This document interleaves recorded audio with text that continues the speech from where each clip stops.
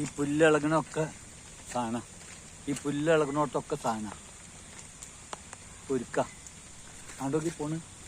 എന്താ കംപ്ലീറ്റ് വഴി തിരഞ്ഞ് പോവുക. എന്താ കയറി വരുന്നുണ്ടാ, എന്താ കയറി വരുന്നുണ്ടാ കുളത്തുനിന്ന്. ഈ കുളം നിറഞ്ഞു ഒഴുകുക തോന്നുന്നുണ്ട്. എന്താ കയറി വരുന്നുണ്ടാ.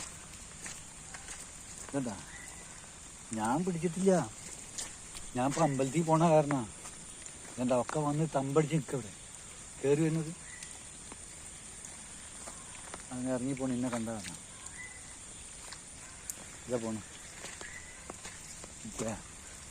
ഒരു 10-25 ഇതുണ്ട്. എന്ത് വലിപ്പം എന്നറിയൊരു സാധനം.